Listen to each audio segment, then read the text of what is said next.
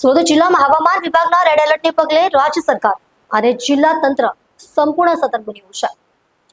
આરોગ્ય રાજ્યમંત્રી Prafulbhai પાનશેરિયાએ disaster control રૂમની મુલાકાત લઈ તૈયારીઓની સમીક્ષા કરી હતી. આગામી 24 કલાક સુધી નાગરિકોને ઘર અથવા સુરક્ષિત સ્થળે રહેવા, બિનજરૂરી બહાર ન નીકળવા તેમજ નદી ખાડી કિનારેથી દૂર રહેવા અપીલ કરવામાં આવી છે.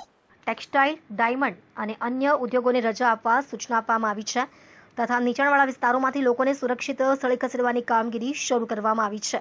એનડીઆરએફ, એસડીઆરએફ, મહાનગરપાલિકા, જિલ્લા પ્રશાસન અને પોલીસ સહિત તમામ ટીમો 24 કલાક સ્ટેન્ડ બાય પર છે. સાથે જ નાગરિકોને સોશિયલ મીડિયાની અફવાઓથી દૂર રહી માત્ર કલેક્ટર કચેરીની સત્તાવાર માહિતી પર જ વિશ્વાસ રાખવા અનુરોધ કરવામાં આવ્યો છે. રેડ એલર્ટ જે જિલ્લાઓમાં આપવામાં આવ્યું છે એમાં સુરત ખાસ કરીને આજુબાજુના એરિયાની અંદર પણ રેડ એલર્ટ હોવાથી અત્યારે કંટ્રોલ રૂમ ઉપર કલેક્ટરની ટીમ અને અમે બધા જ સાથે મળીને એનું બેસ્ટ પ્લાનિંગ, ડિઝાસ્ટર મેનેજમેન્ટના જે રૂલ્સ છે એ પ્રમાણે બચાવ કામગીરીથી લઈને વગેરે તૈયારી પૂર્ણ કરવામાં આવી છે.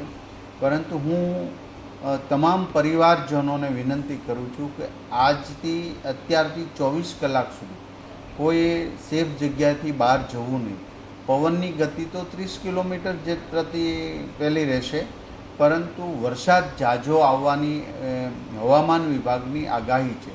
જેથી કરીને આ આગાહીને ધ્યાને લક્ષ્ય રાખીને આપણે એક પણ જગ્યાએ બહાર ખાડીના કિનારે પાણી જોવા, નદીના કિનારે પાણી જોવા કોઈ મહેરબાની કરી ન જવા એવી હું વિનંતી કરું છું. જેથી કરીને એક પણ માનવ મૃત્યુ ન થાય એ બહુ જરૂરી છે, કારણ કે એક વ્યક્તિને કોઈ તકલીફ ન પડે એ માટે પ્રશાસન આખી નાઇટ પણ કામગીરી કરવાનું છે.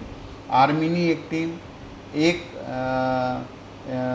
અને કુલ 4 ટીમો અહીંયા સ્ટેન્ડ બાય રાખવામાં આવી છે. જ્યાં જરૂર પડે ત્યાં સુરતના તમામ તાલુકાઓ અને સુરત શહેર municipal commissioner, team collector, team police, બધા જ એજન્સીઓની તમામ અધિકારીઓની રજા રદ કરી દેવામાં આવી છે.